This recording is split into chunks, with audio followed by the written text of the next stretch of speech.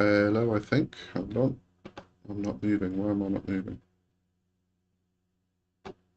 Yeah. Well, that doesn't bloody help much. Let me just say hello to everybody and then I'll figure out what's going on. Yolandi, Amanda, Mima, Mimilek, and Eve. Hello, welcome. Thanks for joining. Just the sound stutter to everyone else. Was that that's obviously the intro music. Anyway. Let's try and sort out what the bloody hell's going on here. We're going to deactivate and an activate. Let's see what happens. And it works. There we go. Okay, I'm back. Right. Music. Let's put the music on. There we go.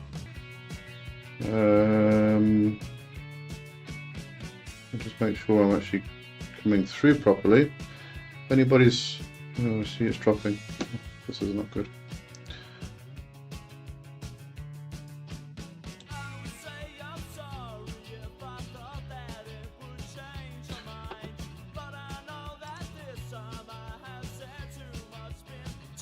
Yeah, I'm actually having load shedding at the moment, and I don't have electricity, and I'm actually connecting on the internet through my phone, which is usually better than my Wi-Fi.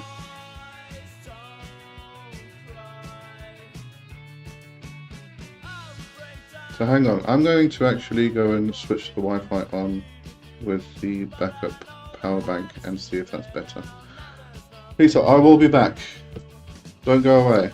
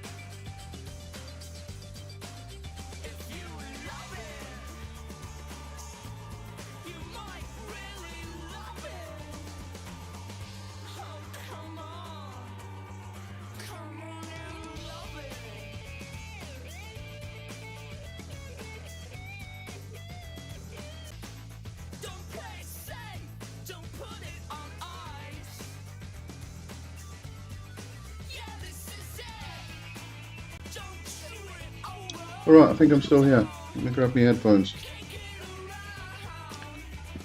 Right. I think it's still live.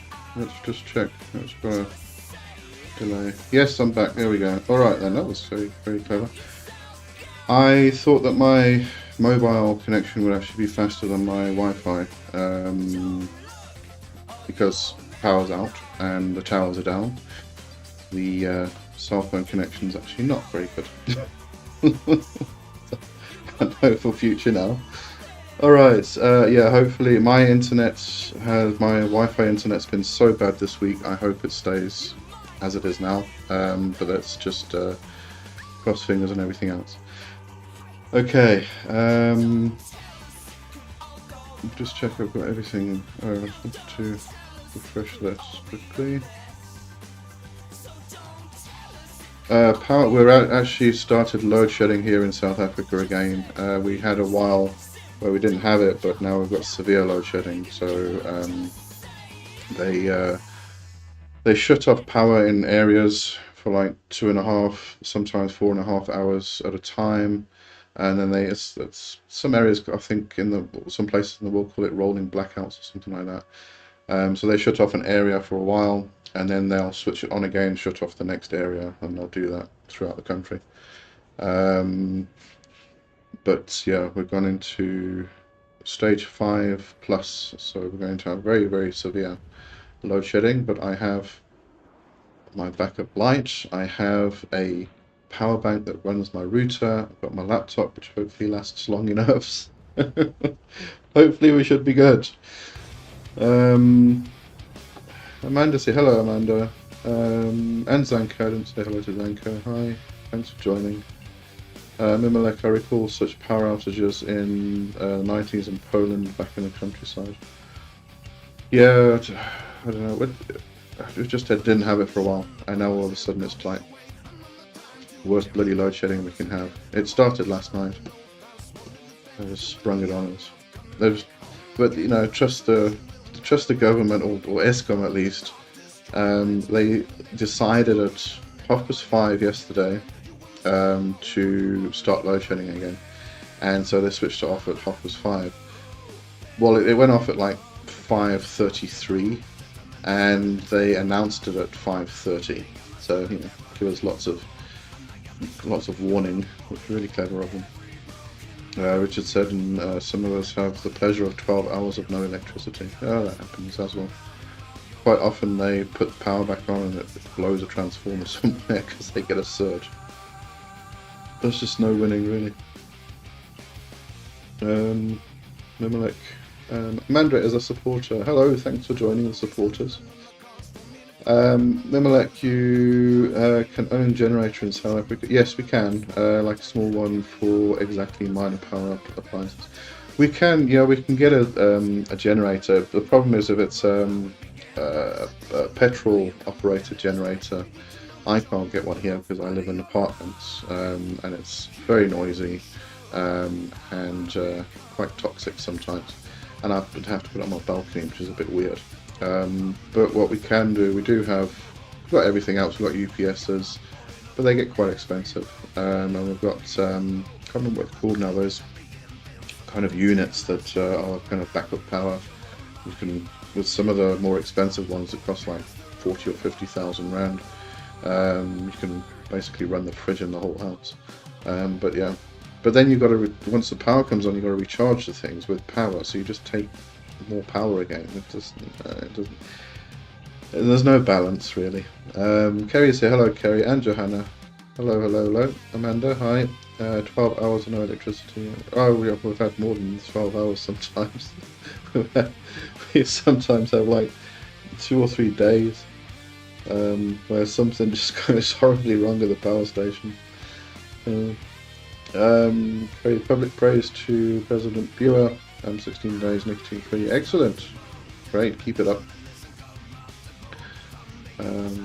Yeah, it's definitely. I've noticed. You know, I used to smoke like 30 cigarettes a day for years, and then I started vaping to transfer the habit, move the habit across to something else. So I did that for, I think, 2 years. And then beginning of last year, I started, because I kind of cut down on the strength of the vape, the nicotine. And last year I started with the 0 milligrams nicotine. So I spent the whole year until end of October, and then I stopped that, and it made my life a lot easier, I'll tell you that. And I've noticed it on my chest. Even when I worked, Amanda said I still vape nicotine. Yeah, I mean it's. I think it's better in some regards than smoking cigarettes. I mean, all the chemicals and crap they put into cigarettes is awful. But at the same time, it still affects your lungs. I've noticed when I go for a walk now, compared to what I used to feel like. Huge difference.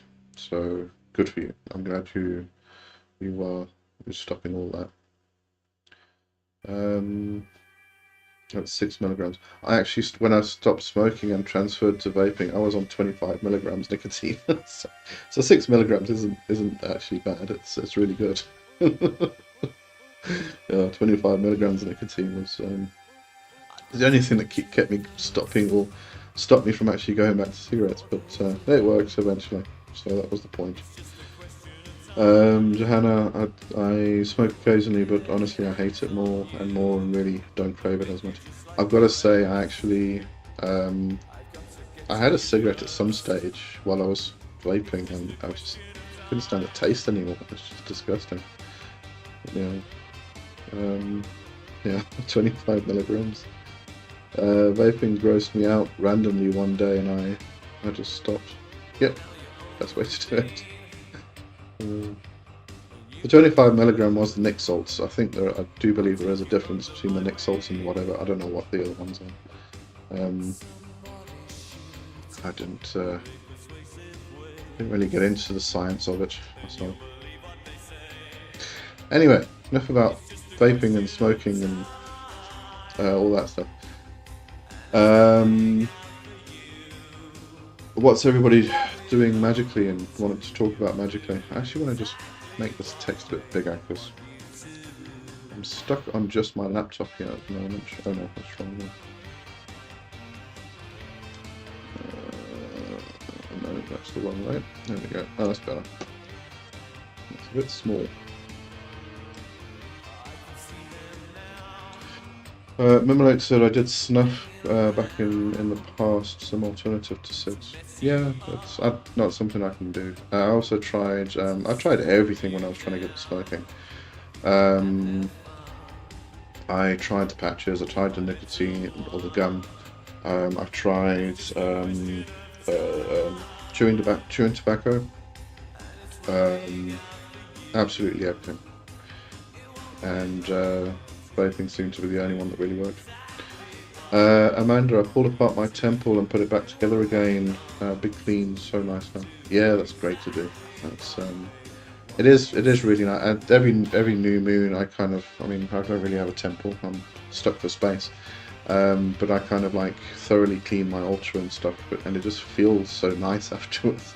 Then I've got a month to muck it all up again. Jono, hi, my power tripped after load shedding. It's coming up on 12 hours without power now. I hope you're all doing well. Oh shit, yeah. Richard said he had the same problem.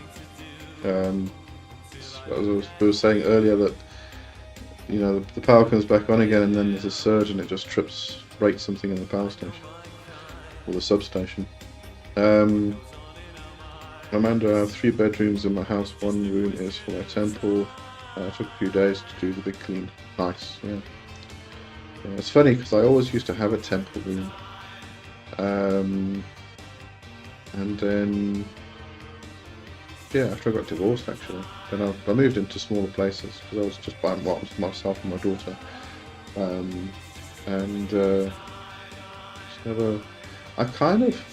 I actually kind of enjoy the smaller space. I've actually converted this, where I am now, is actually, I'm going to say, my room, because it's my office, which is this little corner here. It's my altar room, so I actually need to put wheels on the desk. I'm getting very creative. I need to put wheels on my desk, and then when I do, I spin it round so it's against the wall, and it gives me more room. And I can do circle castings and everything else. But it's also my bedroom.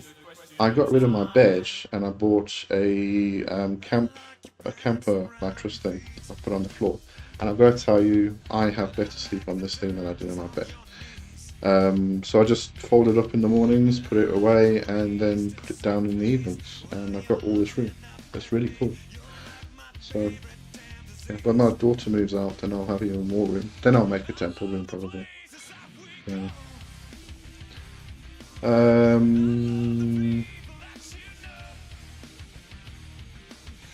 Sorry, I lost my place. Yeah. Mimlek said, "Do you know any explanation for dream about feast in restaurant? I had like it second time in the past 4 months. Interpretation to be precise. Were there a lot of people in the restaurant, and were they all celebrating? And most importantly, was there one particular main figure that everybody's focus was on at any point in time? You may have missed that part in the actual dream itself, but just want to check. So let me know about that. Juliana, hello Juliana. Grand Rising, Mr. Lee, and all on the live, even all the way from Caribbean Island. Ooh, very nice. Yeah. What's the weather like over at Caribbean Island? We might all come and join you actually. Amanda, oh yeah, it's what? So you're talking about the room? Yeah, I mean, this is what I find interesting is that we adapt, we adjust to the land as witches. I mean, that's what we really do. So even this room became my land in a sense. So I adjusted and adapted and changed it, and it works. It works brilliantly, perfectly well for me. Mimilek, no main figure, but yes, celebration, and plenty of other people. Okay, so the reason I said that, and this is a possibility, it's not the answer, but it is a possibility you may want to consider. For some reason this keeps coming up in the past week actually. You're not the first person to actually mention this particular thing. So I have dreams which are sabbatic dreams. I consider them to be Sabbath dreams. You read or you hear witches talk about flying to the Sabbath, and it's usually portrayed as being, you go to a forest and there's all these entities and beings and other witches that you meet and you dance and you have a celebration, and then the devil comes and the Lucifer or the horn man or the goat, whatever figure comes for that for the particular or into the particular worldview of the witch. And then that's the main figure that comes in, and everybody kind of celebrates with this figure, etc., etc., etc. It was spoken about a lot in the witch trials, the records of the witch trials. But you have this aspect of flying to the Sabbath and going to the forest.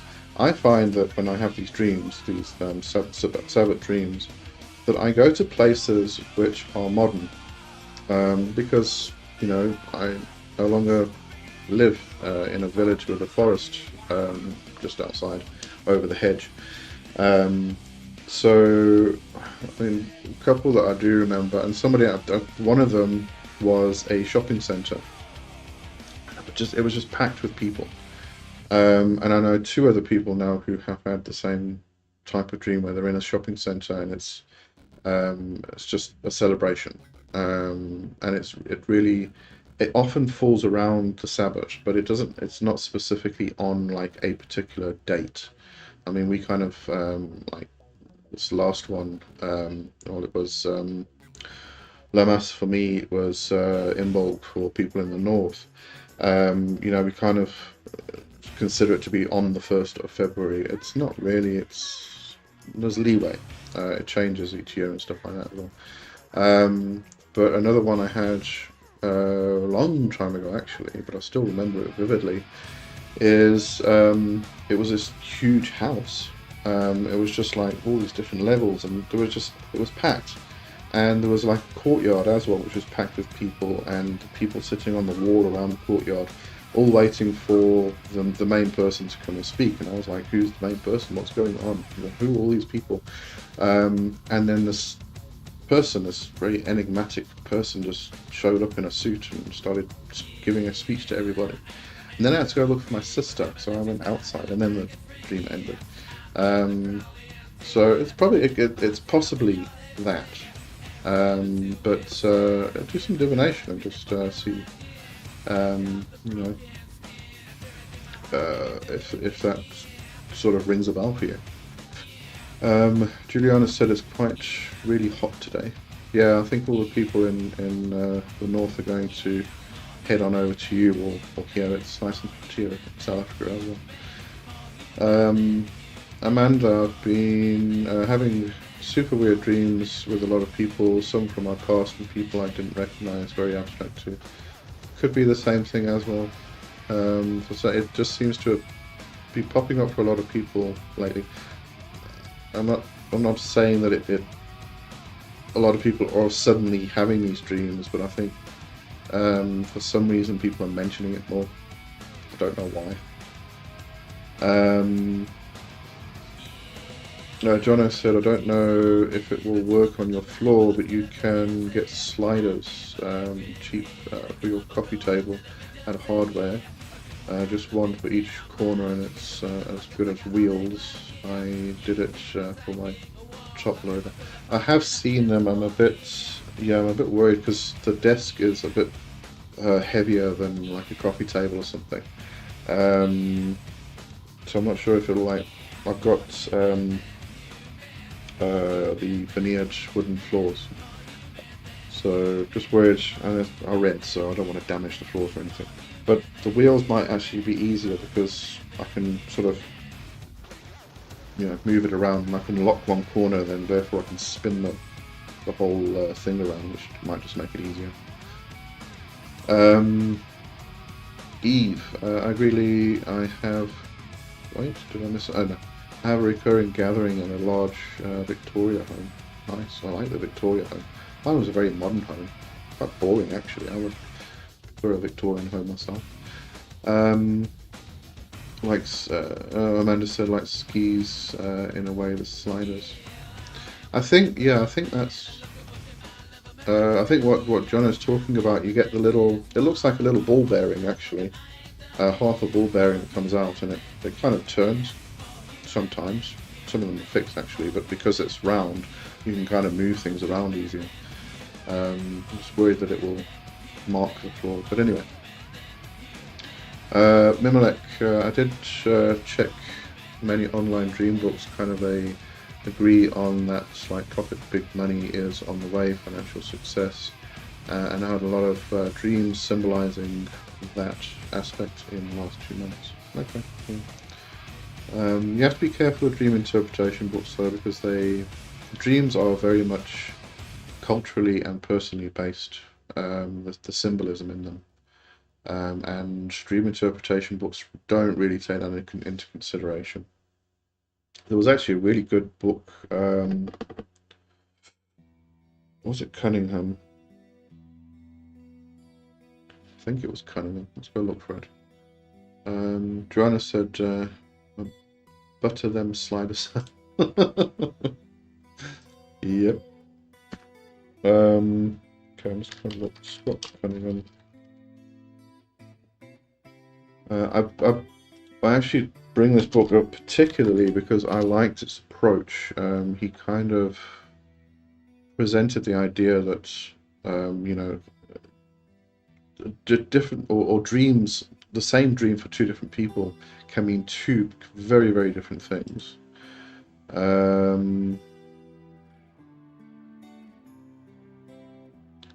now I can't find it. Oh, Dreaming the Divine, that was it. Dreaming the Divine by Scott Cunningham. I mean, I don't really consider Scott Cunningham to be an absolute reliable source. He's great books and great writing, but back in the day when Llewellyn was a bit of a shithouse, and they were just pumping out material just to make money. There's a lot of misinformation that came out actually. Cunningham was one of the better ones probably, but that book particularly I did enjoy, because as I say, he kind of presented this idea that the same dream for two people can have two completely different interpretations. And I remember his example being two people who dream of a wedding.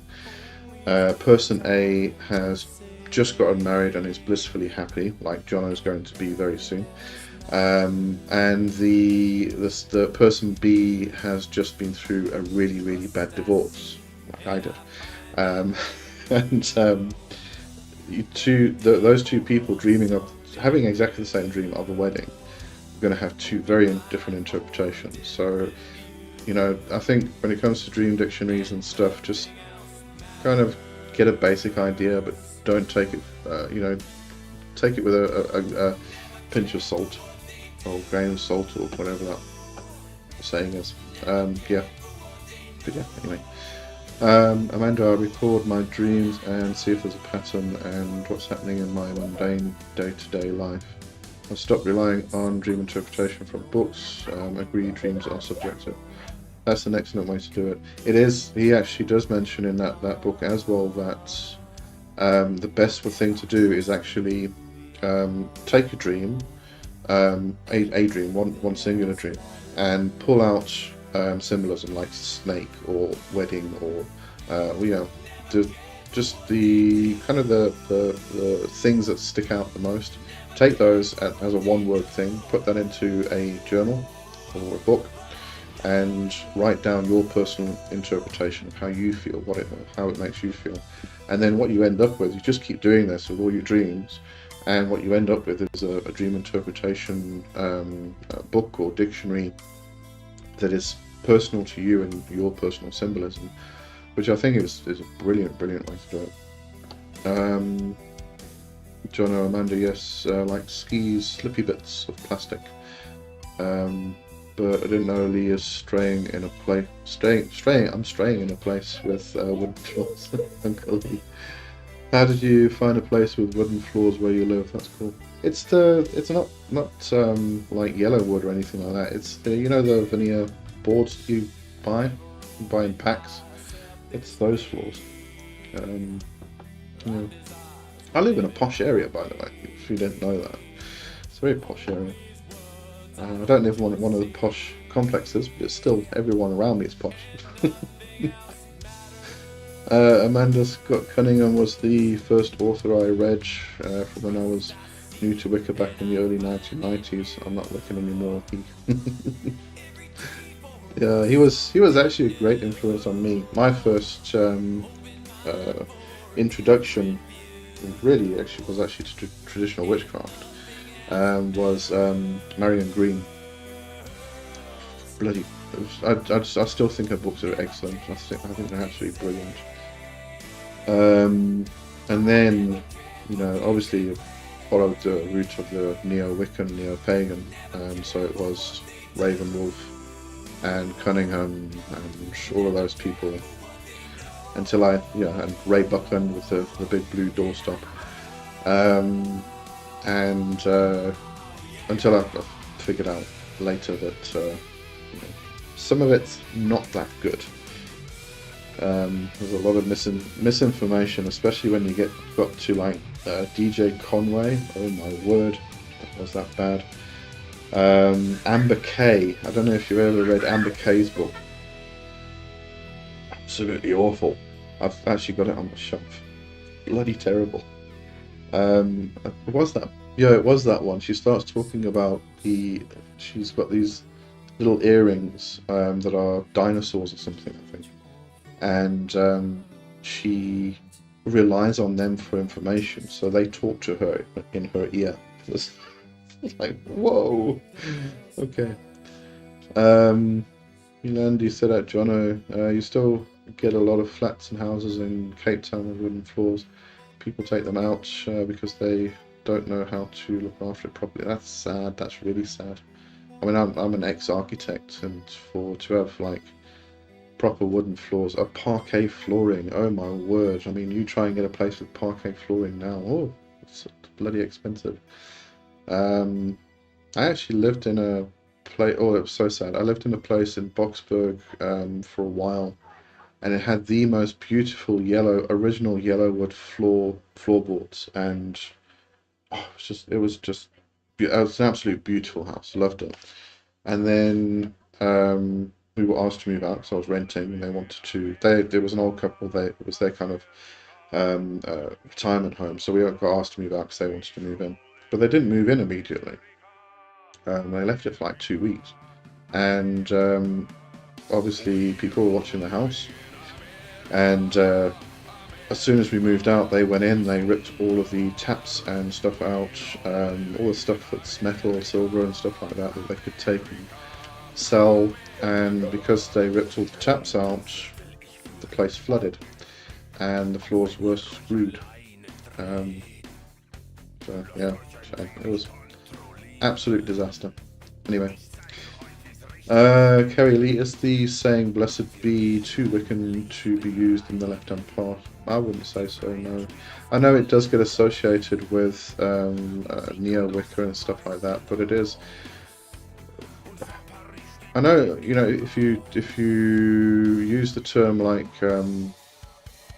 "merry meet, merry part, merry meet again," that's a very old saying actually. It could obviously get picked up by Gardner, I think. I'm not really sure on the history, but "Blessed be" is considered to be one of those kind of like fluffy neo-Wicca sayings. I don't use it myself, you know, but I guess if you do go into a left-hand path community and you say "Blessed be," they're going to immediately consider you to be a neo-Wiccan, and you're just going to, knowing the type of people who hang around in these left-hand path communities, you're just going to get laughed out of the room, basically, because there's no tolerance, there's no understanding, there's no, you know, maybe I should actually listen to this person and see what they actually have to say before I make judgment. I don't do things like that because they usually hold Christian worldview. That's really what it boils down to. Jono, I know it's a Lani area. I also know most of it was built in the last 20 years after the Yellowwood forests were already gone. Those panels you're describing are also nice. They are nice. This wasn't laid very well though. Whoever did this was just in a rush or something, I don't know. Maybe it was a Friday afternoon and they wanted to go get drunk. It wasn't laid very well.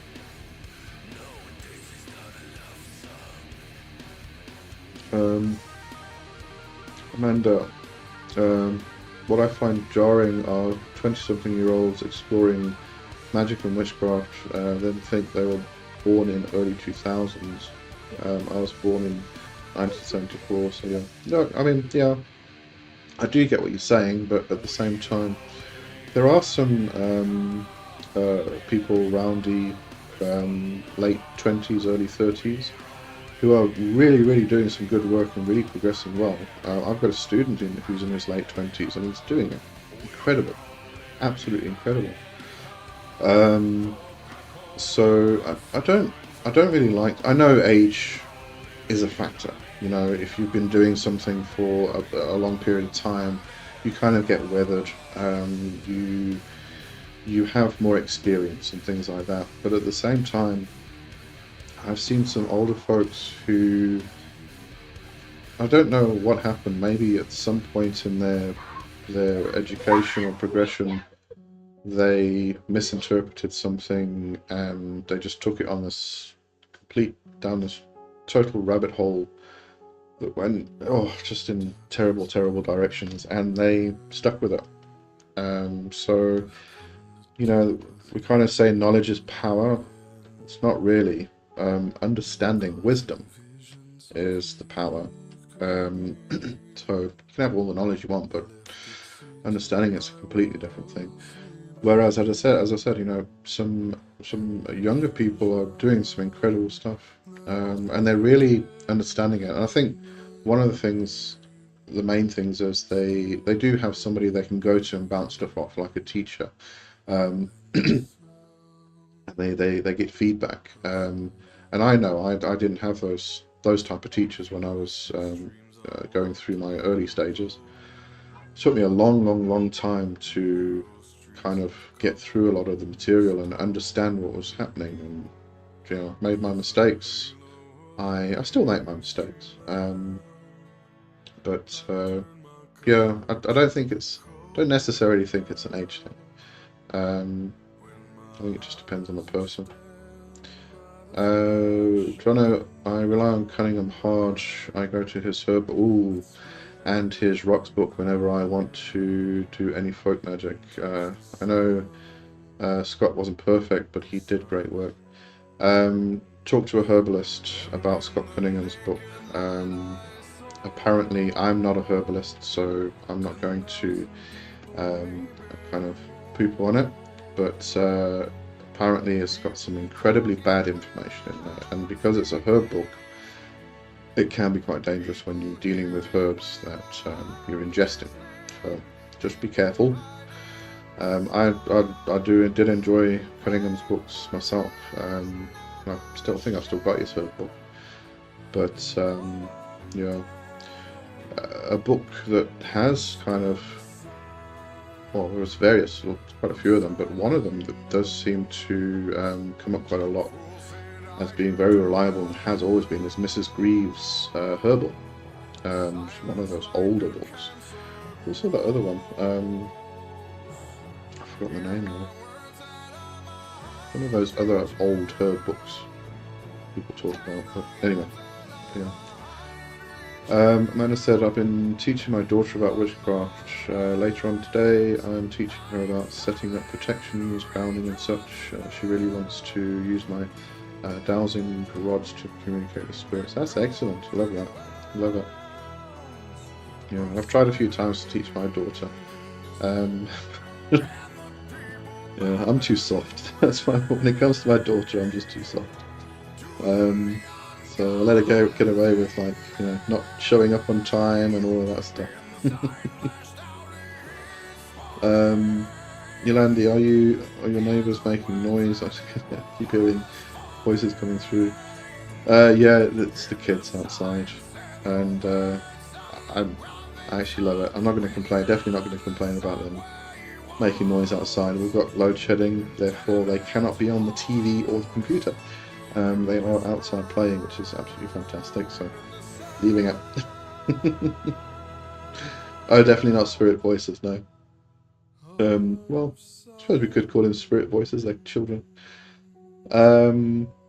Amanda at me, what I meant about 20-something-year-olds are how fast time is going. Oh, yeah, sorry, I did misinterpret that then. See, I also make my mistakes. Yeah, well, I'm still 24. I will be for the next 100 years. It's funny because I can never remember how old I am, how old I was, so I always used to just say I'm 24 because that was the last number I remembered. And then I hit 50, and I all of a sudden realised, oh, I'm 50 now.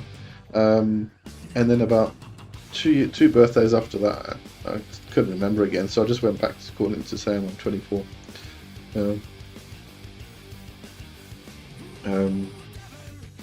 You said I love that too, Amanda. Yeah, that's great to teach your children. How old is your daughter, by the way, Amanda? Love to know. If you don't mind telling me, don't have to. Maximilian, your moustache is righteous. Thank you very much. Amanda, I feel young. You are young. We're all young. Age is just a number.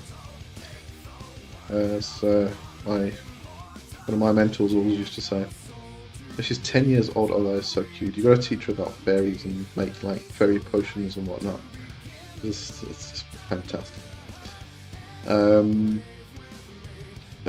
no, just got 4 magical correspondences. Google for eating herbs. Okay, alright. that's a relief, actually. The amount of Googling I did before I used Bond's eye bright in my eyes. So, but those books are big, and he didn't have Google. True. There was actually one book, I was talking about Marion Green now, being my first book that I read on witchcraft. I do remember buying, I think it was 4 or 5 books at the time. One was one of the books by Marion Green. Another one was about seeing auras. There was another one about invisibility, and you know all those things you get interested in when you start out with magic and stuff. And the fourth one was actually a book by John Lust. It was called The Herb Book, and it was brilliant. It really, really was good. I mean, the guy it was not about magic or anything. It was purely herbalism. But it was just this fantastic book. I loved it. So I don't know, maybe it's one you also want to go have a look for. Amanda, been teaching her since she was 8. She took an interest. Nice, love it. What's the difference between magic and magic with a K? And Amanda said magic is stage magic. Okay, so there are many interpretations of this. One of them is that Crowley decided to add the K at the end to differentiate stage magic, which is illusion, from ceremonial magic. Another interpretation is that magic without the K is folklore, or lower magic, and magic with the K is ceremonial magic, or high magic. Now, one of the interpretations which revolves around that is that magic without the K has 5 letters, which is 5 being the representation of the pentagram, 5 points of the pentagram, which is often associated with the elements, which then gets related to the earth, folk magic, all of that stuff. Magic with a K has 6 letters, which is the 6 points of the hexagram, which then starts to move into the planetary aspects and things like that, which then brings you into ceremonial magic. There's a variety of other interpretations that I've heard. I can't really remember. That's the one I personally like, is the 5 and the 6. There's also what was it? K is the 11th letter of the alphabet, and number 11 is considered to be the number of magic or something like that, whereas magic without the K is just purely illusion. Yeah, various interpretations, but the main one is that Crowley just decided to add the K at the end because of the number 11, because of the number of the letters, and because it differentiates stage from the great work, to put it that way. Slugger, hello Slugger. Have you studied the Vedic traditions, Hinduism, Satana Dharma at all? I think there are a lot of similarities between European paganism and Sanatana Dharma. I have, to an extent. There's a lot to study there. I did belong to a Sangha. Oh no, I forgot my words now. A community for a while. Yeah, that was absolutely fantastic. And I did study. I keep getting pulled back to the Hindu gods. Every time I kind of like try and go down a particular avenue of a particular pantheon, I keep getting pulled back to them.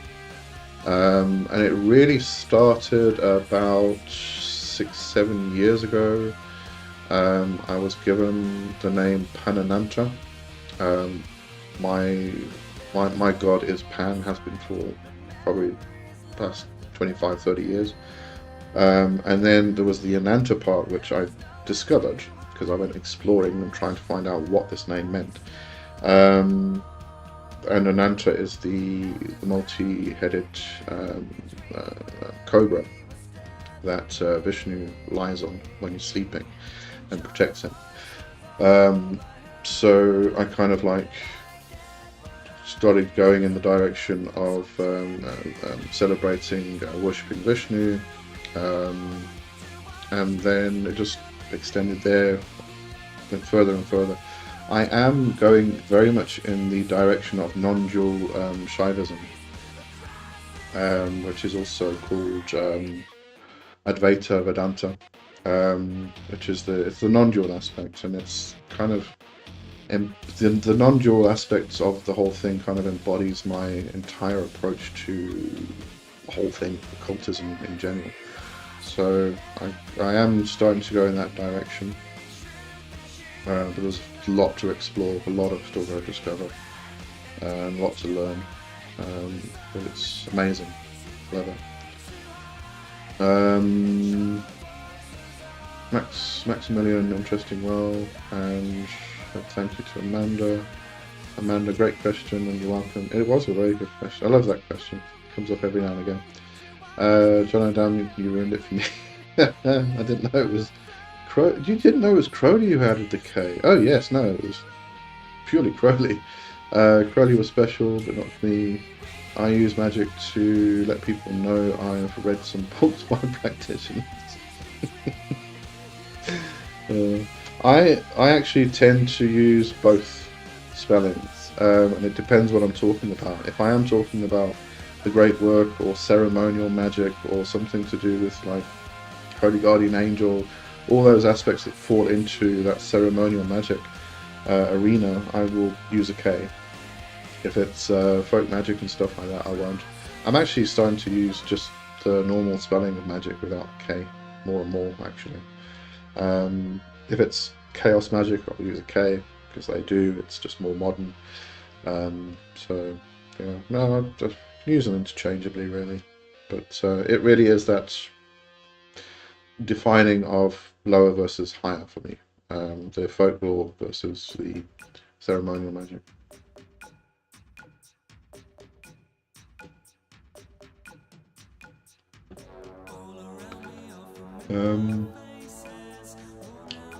If anybody's wondering why I'm so fuzzy, I'm not using my other camera, I'm using my laptop camera. And it's not as sharp, but it works.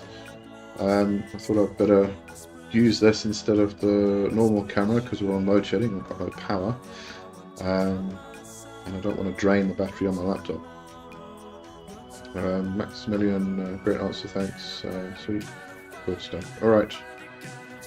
So, where are we? What are we talking about? Again. Let's do books. What's everybody reading? What am I reading? I am reading Flame in the Cauldron by Orion Foxwood. The second time. Which I'm going to review because it's a great book. Funny enough, it actually ties in with the whole witch blood aspect.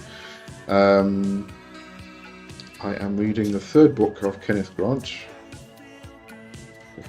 What a terrible, terrible read, but anyway, I need to read these books for my own sanity.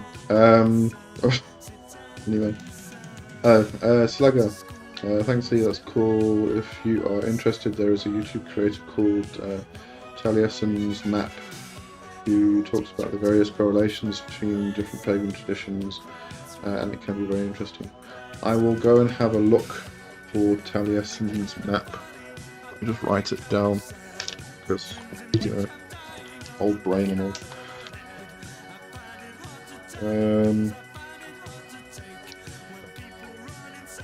Taliesin's Map. Thank you. I will go check that out. Maximilian, do you think there's any connection between Pan and Kerninus? There is, but it's an archetypal connection. If you want to read a great book on this particular topic, go and read the... I'll just find the title again. Otherwise I'm going to give it wrong, tell you wrong, and then I'm in trouble. It's by Jason Mankey. The Horned God of the Witches. Great book, fantastic book, loved it, brilliant. And he goes into this very precisely. So if you go back, if you consider going back to the archetypes, the archetype is kind of like a mold, and out of the mold comes something. Right, and then what happens is we kind of get these diversions, these splits that start to happen, and one, they split, they are the same, but then they become different, they start to separate. So Pan kind of went in the direction of Greece and became very much the Kallinos was kind of like the hunter, whereas Pan's the shepherd. So they do have very different aspects. Pan's also a goat figure, whereas Kallinos is more of a stag figure, stag horns. So this is why I say, you know, they're not the same. They only have a connection from the aspect that they are both horn gods, and they possibly, this is only interpretation, is like from the same archetype. That's really the only connection we can find. And there are many, many horn gods, you know, from different pantheons, different cultures, and different areas of the world in history. But they possibly come from that horn god archetype or mold. But that really is it, you know. Even if you kind of interact with both of them, they're very different. Although I say that, I had an experience with Pan, and I spoke to somebody who follows Kallinos, and they had an experience with Kallinos, which is practically the same as what I had with Pan, almost the same. So, don't know.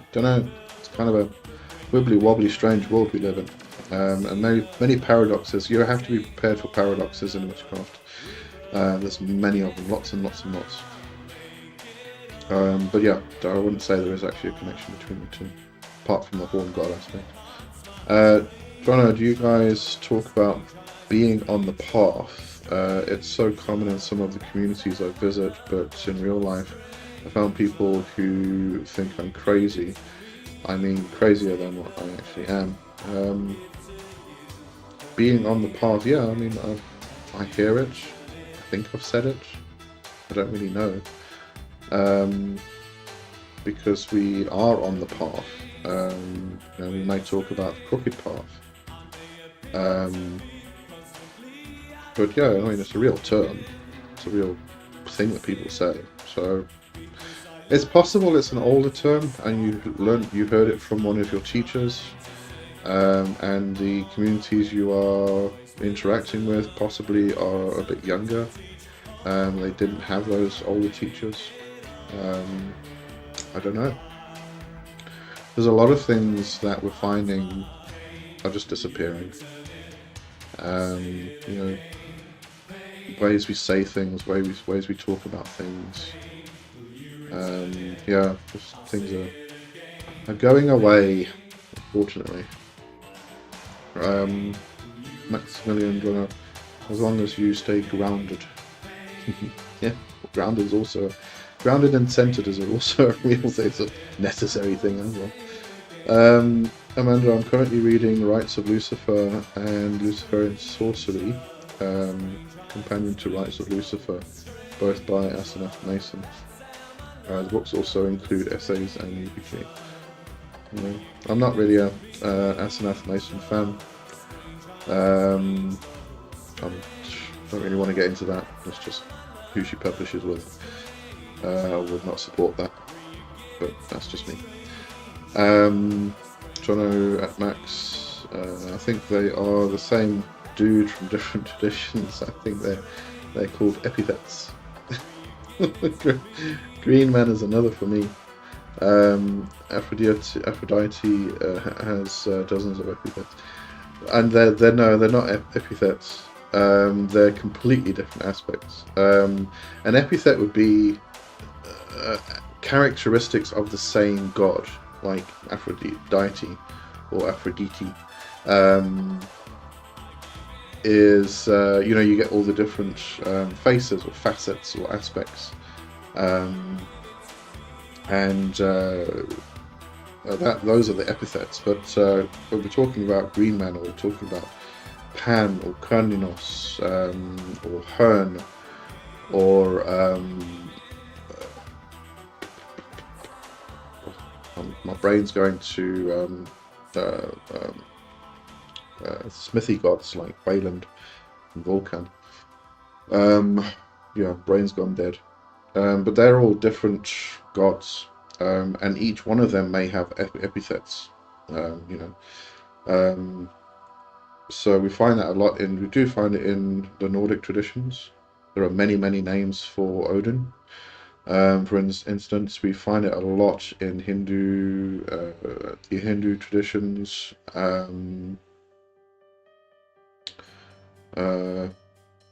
What did you? Oh, I'm just retracting messages. I'm so sorry. Oh yeah, and in the Greek. But yeah, they are facets of the same deity, not different deities. Maximilian asking Amanda, are you a theist, Luciferian? I missed what Amanda said. Max, I have some pork in the fridge. I hope it's halal.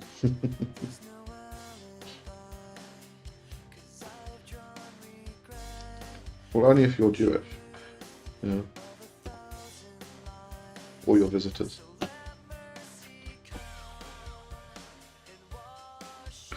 Alright, getting back to books. What am I reading? I think the book's called The Call to the Shadows. It's the next Kenneth Grant book. Just so many mistakes in his books and driving me insane. And they're actually the two that I'm reading at the moment. I've got course material to read, which I'm creating, and so I actually haven't got much more time to read any more books. But I do need to read some books that I actually find interesting for my own personal path. Max, I'll stop bombarding now. No, it's fine, don't worry about it. Kerry, I'm waiting for a book, Aspect Pattern Astrology, new holistic horoscope interpretation method. Okay, if it's astrology, it goes way over my head. I can't, I don't know. Could never get my claws into astrology.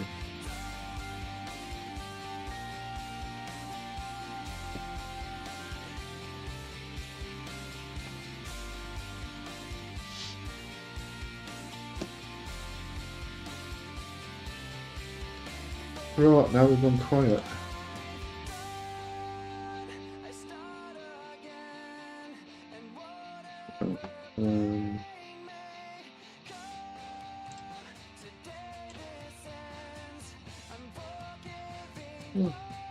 It's fairly quiet tonight, actually.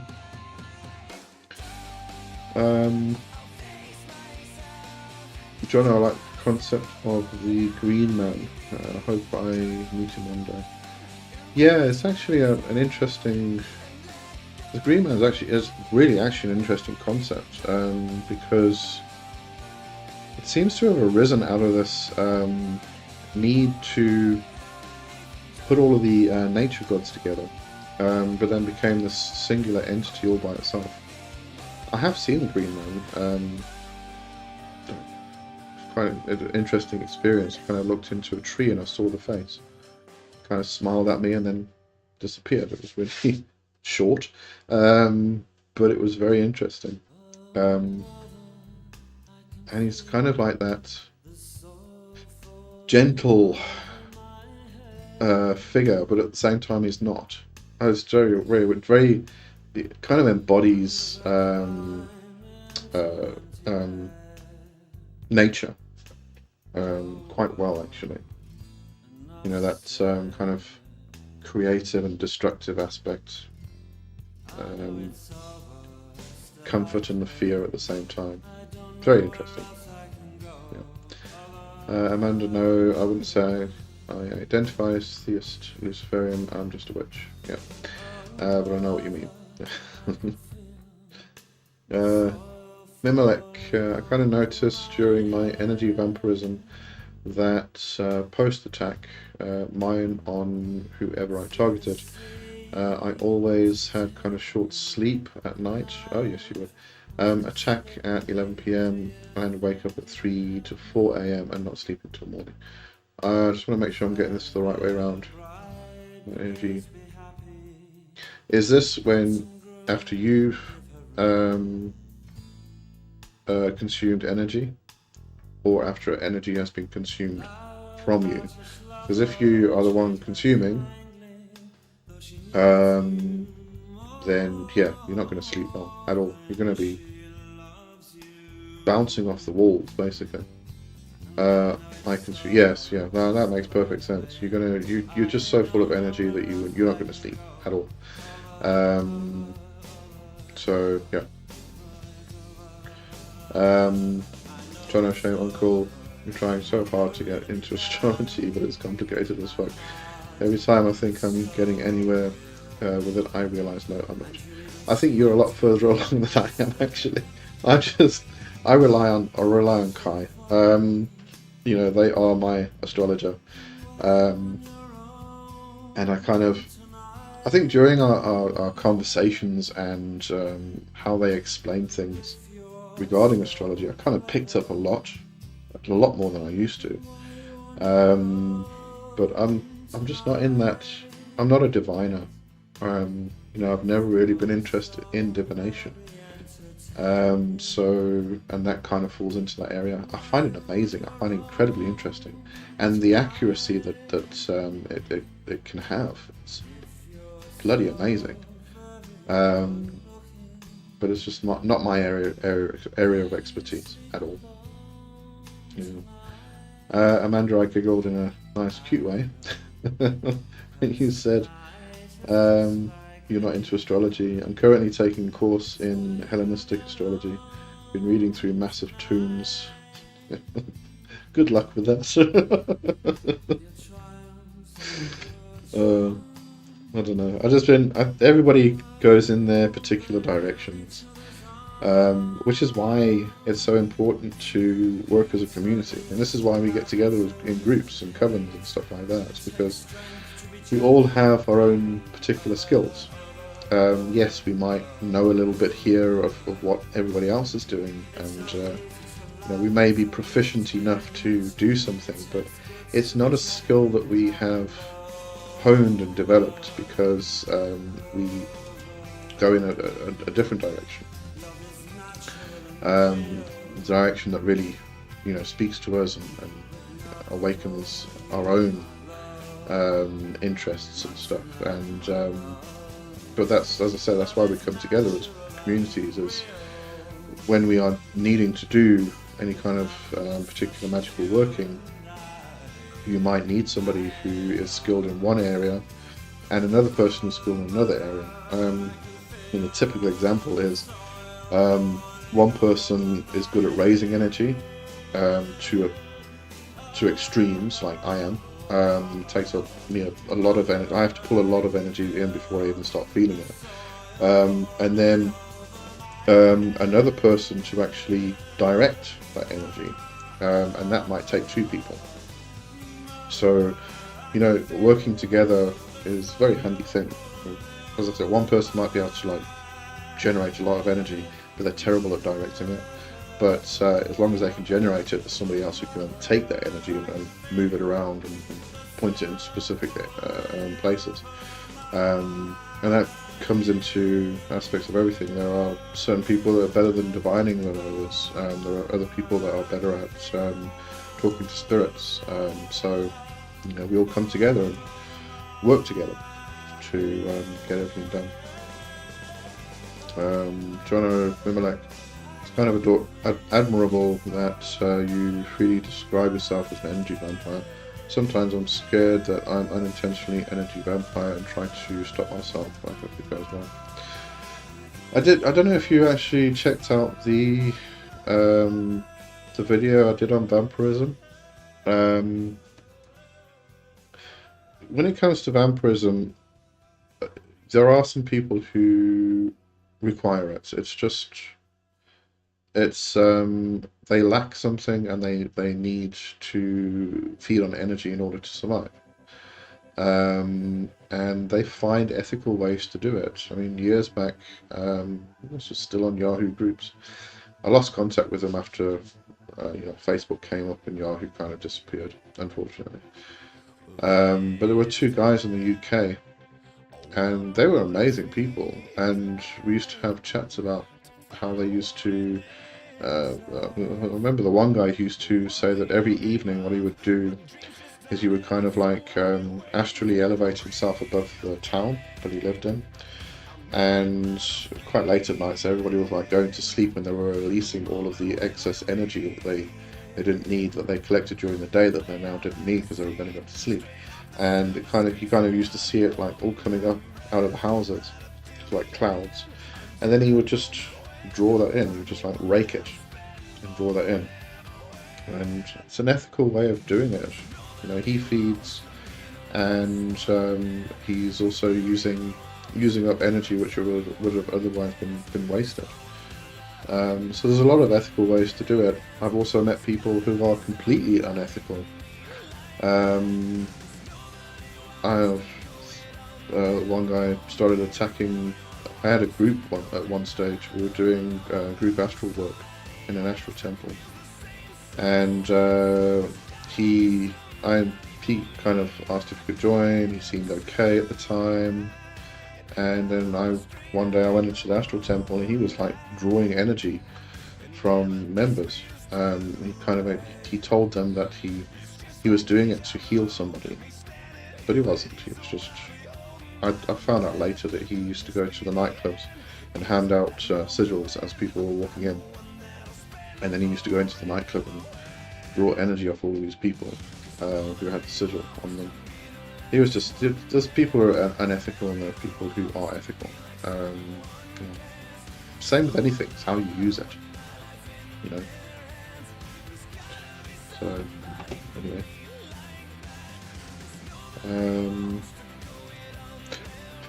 Mimelek, well, I am an energy vampire but weaponized. I don't feed to satisfy hunger, I do it with a purpose. That's why I never feed on innocence. Well, there you go. You know, you said you don't feed on innocence. People who are innocent. And so you use it as a method to a cursing method or a hexing method. And if you have justifiable means for that, then yeah, it's ethical. Some people would say it's not ethical, but that becomes a personal thing at the end of the day, you know.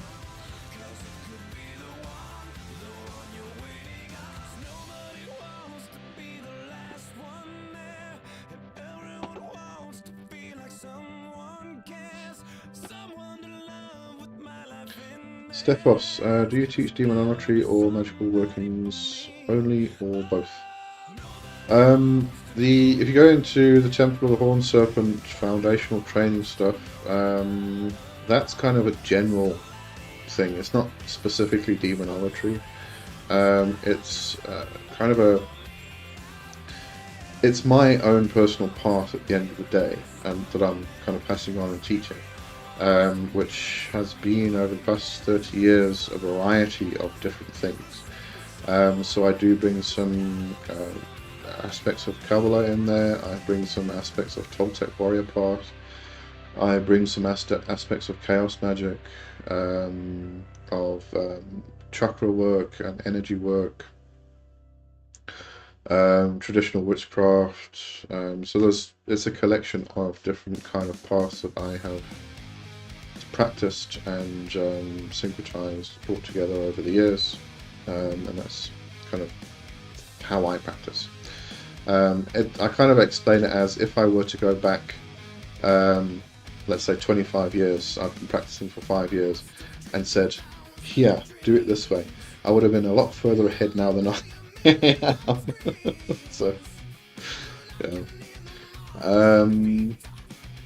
Mimelek, energy vampirism for me is a secondary thing, and yeah, all forms and sheets have to be filled and filed before I do any attack on anyone. Good stuff, yeah. You know, we've spoken about this before, the liars and on my show and everything else. When it comes to curse work, I believe there's a balance that needs to be met. If somebody has done something to you, a balance needs to be balanced out, and therefore something gets done in return. So as long as you're following that kind of rule, you know, how that looks to you for in regards to ethics and morals, it's fine with me. It's up to you. John D. Unfortune does a good description of unethical energy vampirism in psychic self-defense. By the way, thanks for giving me opportunity to explain. I've read more than one part. Are you sure? Psychic Self-Defense is actually a great book. I actually need to reread it because I read that a very, very long time ago. I remember some bits of it. I need to get back into that, I think. I was reading Moon Magic, one of her fictions, and I can't get into it. It's just so slow and so boring. I mean, I've read some of her... I've read Sea Priestess and, was there the other one, Dr. Tavern or something? And The Goatfoot God, I think that's the title of one of them. So I've read other fictions from her, but this one, for some reason, is just so boring. I don't know. Anyway. And in terms of Kabbalah, The Unfortune is actually not a good source, by the way. That doesn't just come from me, that comes from Dr. Justin Sledge. So, yeah. Got some interesting stuff, but not the most reliable. Amanda, be careful on how you attack the Malek. Never know what protections they have in place, and you can end up draining yourself. Oh yes. Yeah. Well, I think that comes down to a lot of witches, really. I know people. I actually need to set one up for myself, but I don't think I really get. Or if I do get attacked, I don't know because it doesn't get through the defenses. But the one great way of setting up a ward or a protection is to create a servitor that actually absorbs all negativity and all attacks that actually come in, just stop them dead, absorbs all of it and eats it up, gobbles it all up. So the more you get attacked from people, the stronger it becomes. So you just, you don't even know what's going on at the time. Mimilek said, Amanda, true, but I hurt myself only once, only because of the incompatibility of energy. Now I form a converter, and as I said, I need a reason valid for me to go for it, otherwise it's bad. It's like going with 415 megahertz versus 600 megahertz. When you said converter, I'm assuming you are taking the energy and converting it to something else.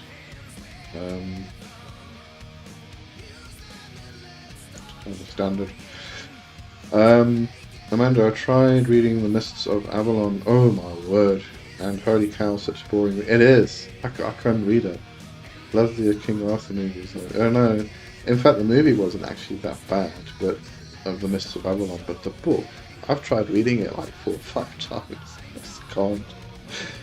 And it's, you kind of get like 20 pages in, and you like look at the size of the thickness of the book, and it's like, bloody hell, how long is this going to take me? Johanna, I did something like that. Like the servitor, but I didn't know what it was called. More like a transmuter, though. Yeah, I mean, I was actually saying to Jono, when was it? Last week, I think. That I think a lot of the spells that we do actually form thought forms, which are servitors. So we put a lot of thought into the spell itself, and it kind of generates this energy around the spell, and then we kind of send that off. We don't think of it as a thought form or a servitor or anything like that, but I do believe that it's very similar, if not the same. So even if you were doing just normal spell work, it's possible that it did the same thing. But yeah. Don't know, more than once you've mentioned your students on the stream. You might be asking about it. Have you got a magic dojo somewhere where you teach people the great art? If so, that's really cool. It's on Patreon. I'll just pop the link in. Oh, hang on. Yolandi said, good night everyone. My load shedding started and my router's backup battery needs replacing. Okay, cheerio. Have a good evening. and sleep well. Let me just pop the link to Patreon.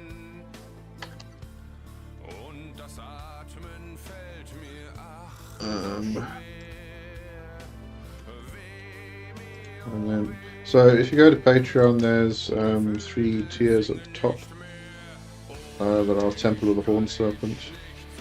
I'll just pin that to the top.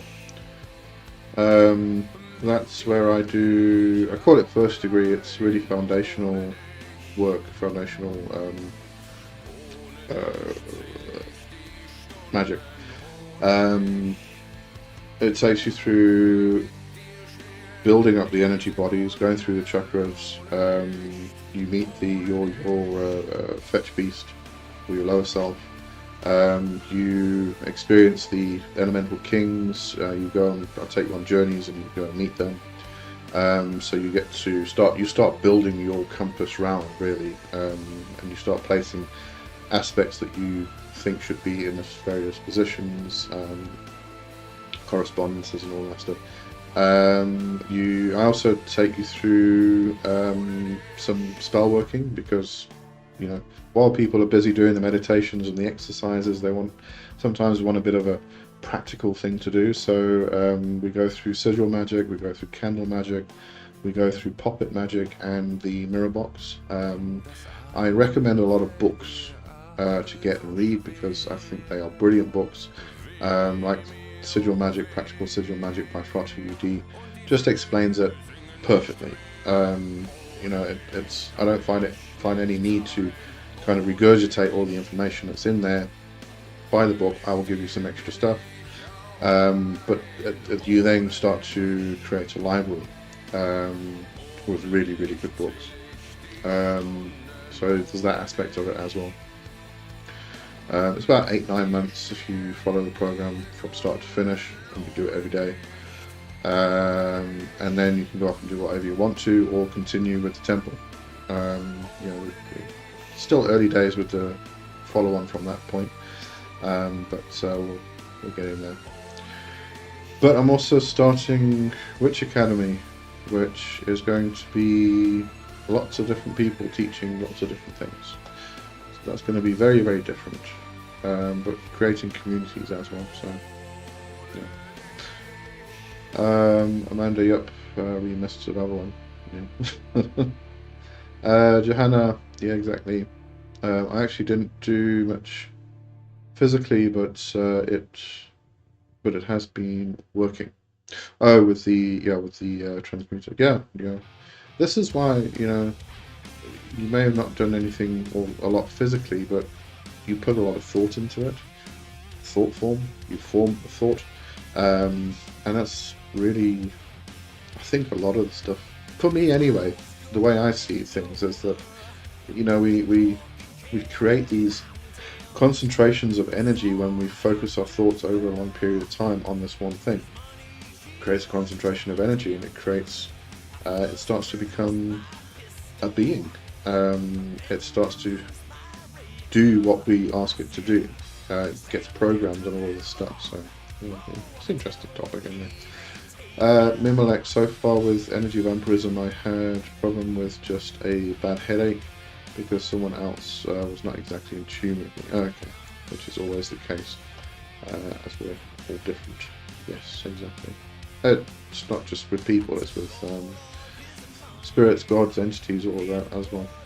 You find out.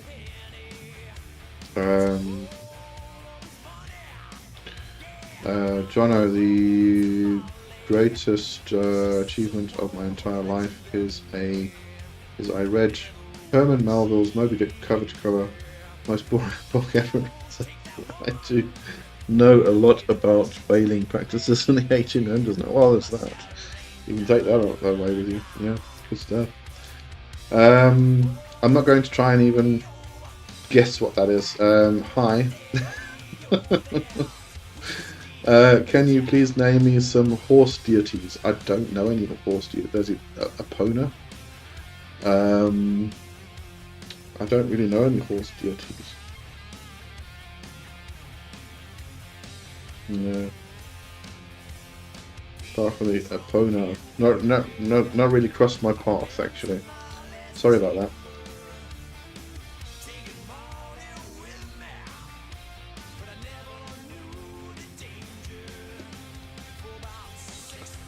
We could say sleep now, but that's not really a deity, I don't think. Not sure, but anyway. Oh, like Orobas. Oh god, that kind of get represented as a horse. There is Bathin, which has a horse aspect representation. A lot of them are kind of like armored beings riding on a horse. You know, but Bathin has a horse aspect to it, but not. I wouldn't really say like Orobas is like half horse, half man. Not the same type of thing.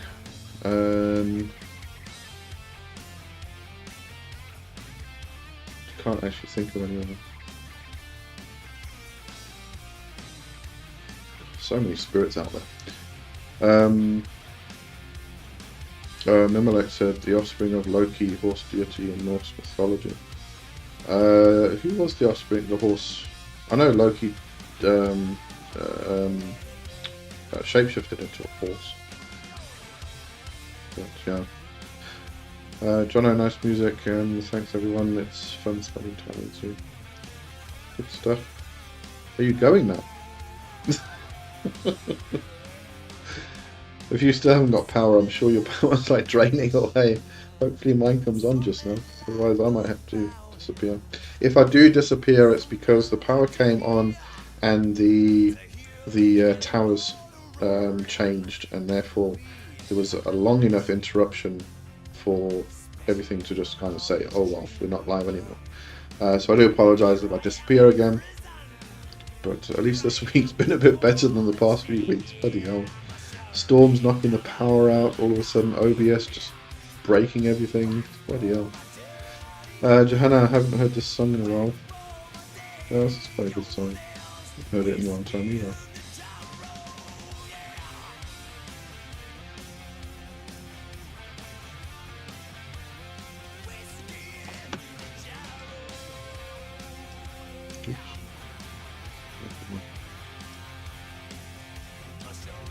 Move.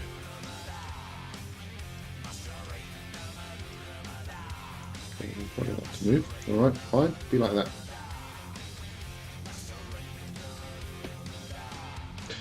Oh, I speak about this every week. I'm just going to mention it again. Next Friday is the first live ritual for the Obsidian Veil. If anybody wants to get in on that, it's the $10 tier on Patreon.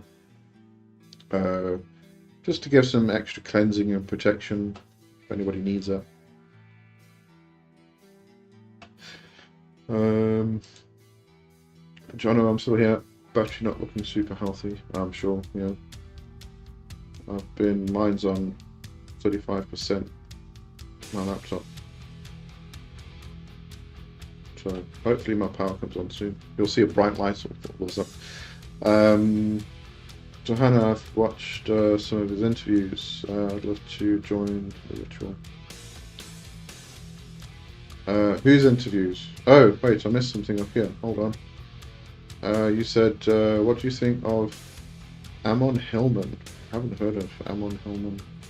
Let's see who it is. Maybe I have. I'm terrible with names.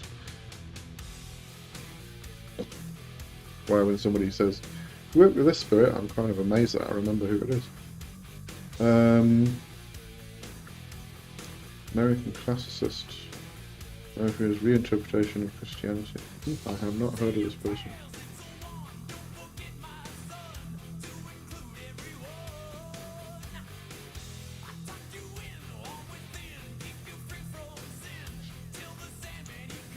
Let's see what he looks like. No, he doesn't look familiar at all. I have not seen or heard of this person, I don't think. Right, no. Confirmation, don't know. Sure, I'm not really sure. From a far rock away. Hello. Anything techniques on combating remote viewing from other magicians? Shielding. Didn't we discuss this before? Shielding. Work on your shielding. Stop them before they get to you. Or just something that's coming to mind. What you could also try is creating replicas of yourself. Bit like servitors. So when I say replicas, what I really mean is dummies. So instead of them coming directly to you, they kind of hook onto this dummy replica and don't realize that it's not you. It's the same idea as the witch bottle. With the witch bottle, you are, apart from putting urine into the witch bottle, you put pins and nails and stuff, and it creates this like maze and this mesh. And the idea is that the spirit or the witch comes along, the energy or the entity, whatever it is, comes along. There we go, my power's on, and it will get into or go into the witch bottle because it kind of recognizes your DNA, your urine is in the bottle, and it goes into there. It's a waste product. Don't put anything like hair or nails or nail clippings or like blood or anything like that. Just waste products.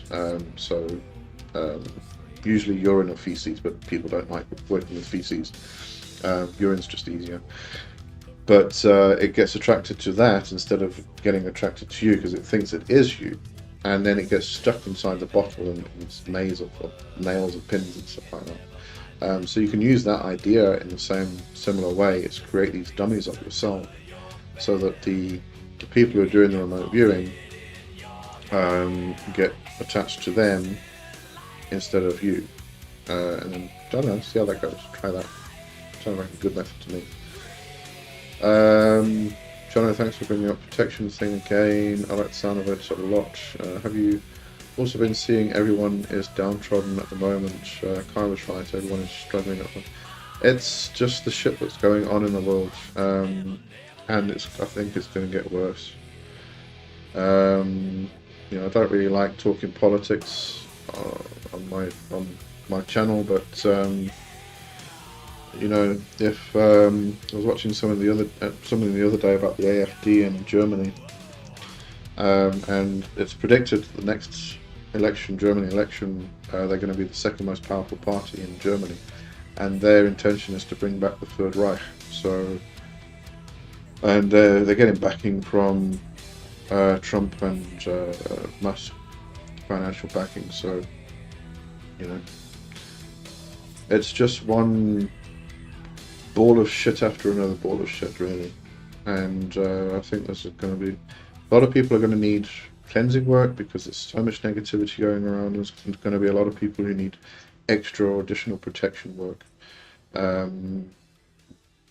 because of the shit that's going on. But yeah, stupid bloody politicians. Amanda, I make spell jars, so much fun. Yeah, they're great fun to make spell jars.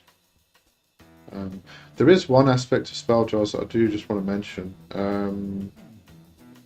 Consider how the energy is flowing and moving, because we kind of saw this with, the rise in this idea of making spell jars and kind of like putting stuff in and then sealing the top of it with wax and stuff, and it makes this pretty thing that you put on the shelf, and it's lovely. But there was this rise in doing all these types of spell jars, and it then got to the point where people were doing money spell jars, and they were putting things in the jar to represent money coming in and stuff like that, and then sealing it up. And the problem is, as soon as you seal that up, it stops. Carries on doing some magic inside, but eventually the energy just dissipates and fades away. You need, especially with something like money, you need to keep it flowing. It cannot stop. So you spend money goes out, therefore money comes in. So you've got to see this constant flow and motion of money, and it's become used to be very much related to the earth element because of the aspects of gold and minerals that you pull out of the ground, but now it's become very much associated with the air element, which is again about flow, things like that. So a money bowl is amazing because it's open and you add things to it, but the energy can keep flowing in and out, it keeps moving. But as soon as you seal that bottle up, it's stopped, it's stagnant, it can't go in and out. So there's that aspect to consider when you're doing, spell jars and things. How do you need the energy to move? How do you need it to flow? Do you need it to flow? And stuff like that. So just bear that in mind when you're doing that stuff. From far up away, my servitors or duplicates can take the hit with that glass. Yeah, it's. I think it would be probably just came to mind now because the fact that the idea of the witch bottle, but also something I did years ago. When I was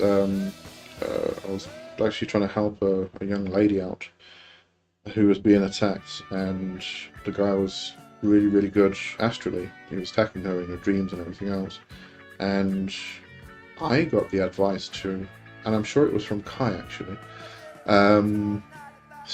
This was about 20 years ago. And the idea was to kind of duplicate myself on the astral. So I kind of like created loads and loads and loads of duplicates of myself, surrounding me, and then kind of just sent them out in the guy's direction.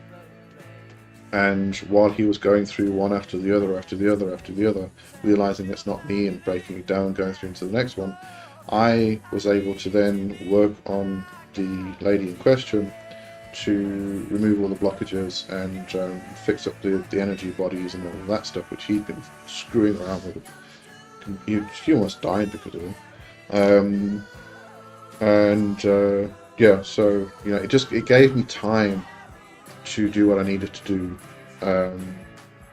without trying to battle him at the same time as I was trying to heal her and everything else. So for what you're thinking of there, it could definitely work quite well, I think.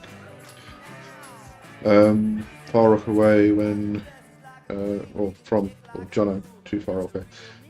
When Luna and I started doing Purple Sex Magic together, we ended up with someone watching us. We did serious protections and haven't had a problem since. We read Psychic Self-Defense. Yeah, actually, coming back to that book. If you haven't read that book, get it. It's really just a good one. It's one of those oldies. Oh my god, what happened to the chat? It just exploded all of a sudden. I'm behind now. Far Rock said, well, our shield and cloak. Yeah. But keep your shields up. I mean, your shields, keep working on your shields because that's going to be the thing that blocks it. Even if you've got those replicas, they may get through. They may realize that it's a replica or a dummy, and then they're going to move on. And if you've got a shield which is kind of like disguising you or cloaking you, then they can't see you. They just keep seeing all of these dummies, and then just keep them busy. Really, what it was about is keep them busy. Eventually, they'll probably get bored. Mimilek, that waste jar defense is kind of effective, though I don't know if it would work against EV, energy vampirism, going for aura, and also looking for the victim via proxy or link between people. Not usually, no. When you're talking about energy vampirism, it's usually an energetic connection directly to the person, which usually needs to be severed. Kind of cauterized as well. Again, coming back to the Unfortuned Psychic Self-Defense, is a great method in there that I love using. You get this huge big sword, astrally, not physically. Well, you can get it physically. I did once. I had a physical sword and I kind of swiped and it was an astral sword at the same time. And you kind of like swipe it and cut the cord. It's brilliant. The drama behind it's lovely. It's amazing. It really gets the magic flowing. Yeah. Johanna, it makes sense. I've been so interested in learning more protection. It's a vital thing. It's a necessary thing. Even from just the normal, simple perspective of as soon as you start doing magic, you kind of light up like a Christmas tree. And all the astral parasites go, ooh, food. So we learn our protection and cleansing magic from that perspective. So it's just one of those things becomes foundational. From afar away, okay, Jono, I'll check that. Read, thanks. Yeah, great book.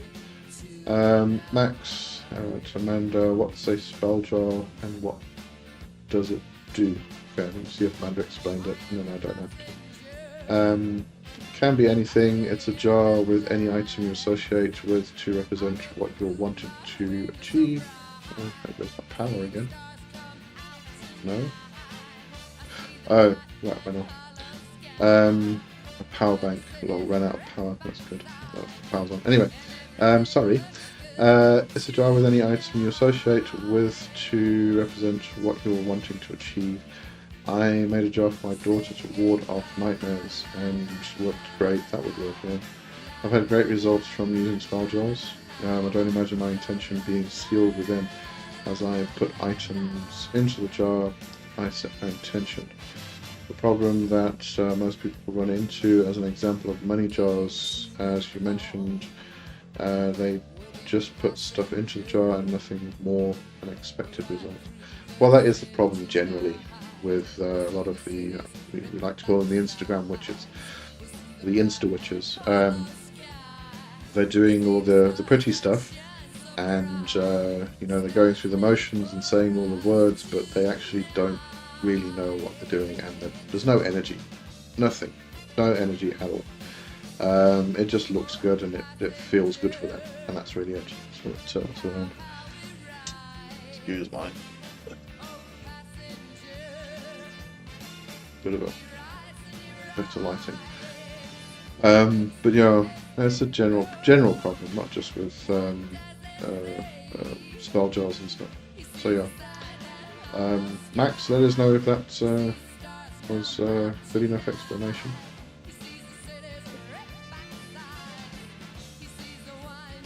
Watching is still good. Yeah, I've had my got a little fan and a ring light. It was set up to my power bank. Just run out of power. So actually plug it in. Do it later. What it's feeling like.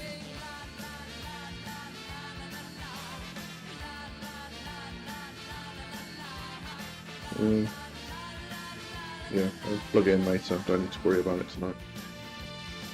Okay. Oh yeah, we're waiting for Max to let us know if that was a good enough explanation. So to put it into a nutshell, just to wrap everything up what Amanda said there, you have a particular intention, love, money, protection, whatever it may be, a thing you need to do with a spell. You take a jar, you put items which represent or correspond to that particular thing, stones, herbs, roots, whatever it is, and then what usually happens is you seal it. I have boxes, but I don't seal. I keep taking the lid off and changing stuff inside because I like the energy to keep flowing. But then you can hide them somewhere, bury them somewhere, put them in walls. The witch jar that I spoke of, or the witch bottle, which is for protection to trap unwanted attacks of spirits, energies. You usually bury under the path that leads up to your front door. Sometimes they've been found inside the walls of houses. I've actually seen a few people lately that have been mentioning that there was Grumpy Old Crone. If you haven't watched Grumpy Old Crone on YouTube, go and have a look for her. She's quite funny. But there was those it's like a roadshow, but it's a vintage what's the word? You take old things to them and they assess them and give you a price. You know what I'm talking about. But anyway, somebody had a bottle that they'd found in their house in the wall, and they took it to these assessors, and they said it sounds like it's liquid inside. Um, and I'm watching the grumpy old crone was talking about it, and she's like, and all the witches watching this program knew what was in that bottle, and they're going, "Don't do it, don't do it." And they're like, "Oh, if it's whiskey, maybe we can still drink it." And they're like, "Don't do it, don't do it," because it's probably like 100-year-old urine or something, and they just don't know it's a witch bottle. But it's just hysterical, like what people find in their houses, and just, or even in like walk in the park, and they find something in the park and they pick it up and take it home. Leave it. Don't touch it. It's there for a reason. You've disrupted someone's spell, or like taking something home which is going to curse you. It's like stupid. Antiques Roadshow, thank you. Spider Thread Arts, Dolls, and thank you for being here. There we go. But it's hysterical, it really is. But then to get back to the chat over here. Amanda said also need to do the mundane work also along with the magical work. Oh yes, absolutely. That's one thing that keeps getting repeated over and over again. Has been for years and years since magic started. I think it's make sure you do the mundane work as well as the magic work, because you won't get the job unless you send your CV out, no matter how much magic you do. Max, if you dig non-dualism, look up qualified non-dualism. That's fascinating. I will do that.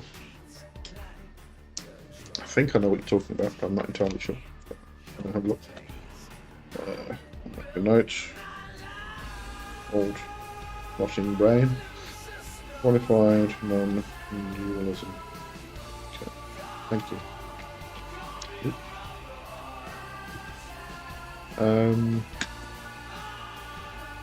Johanna, if you open the bottle, you deserve it.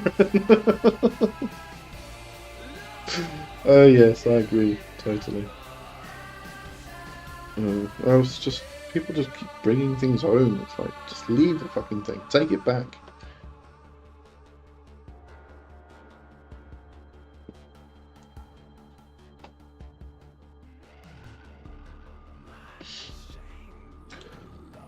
Right, I think we are going to come to an end just now, because at some stage I need to go to bed.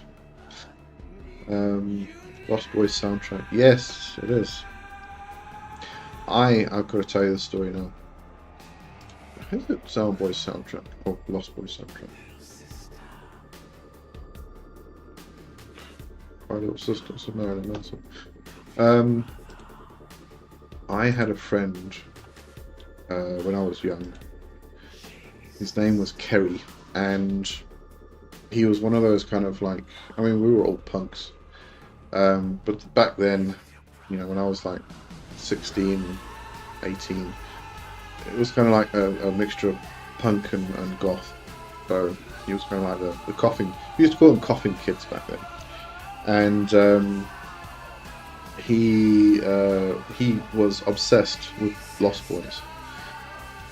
I don't know how many times we watched it. I think at the last count it was like 100 and something.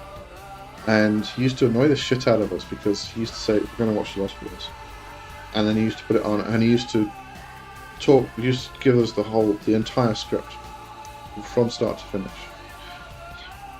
Shut up. I don't want to watch it anymore. But yeah. What time is it for you there? It is currently 8:45 in the evening. So yeah. It's 11:45 where you are. That would probably put you on the west coast. Yeah, because that's quite far behind.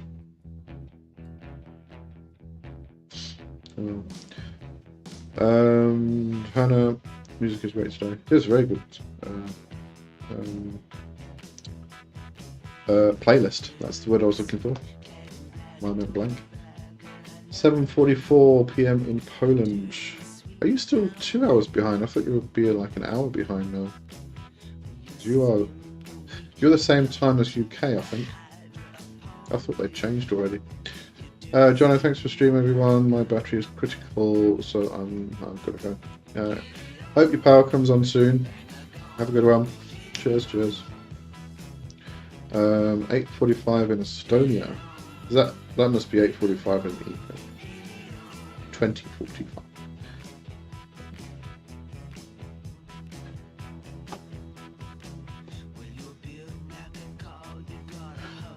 All right.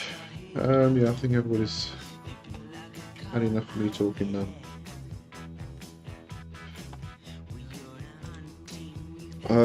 Oh, I do want to mention.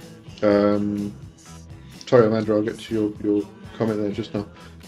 Next week, I'm doing Lovecraftian occultism.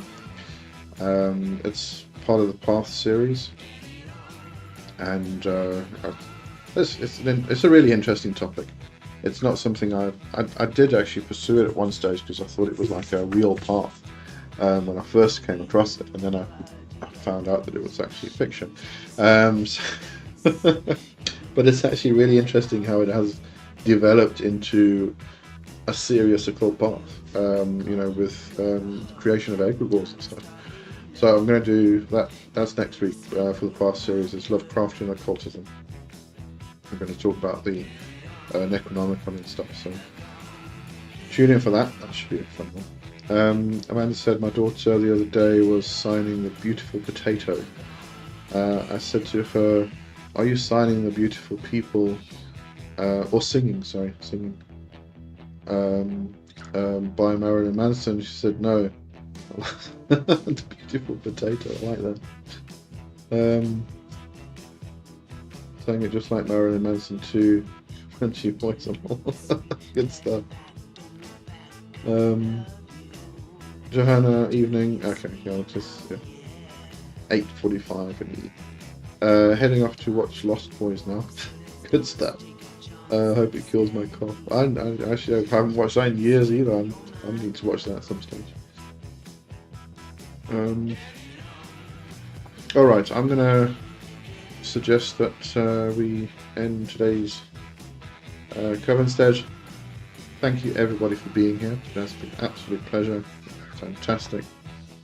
I love chatting with you guys.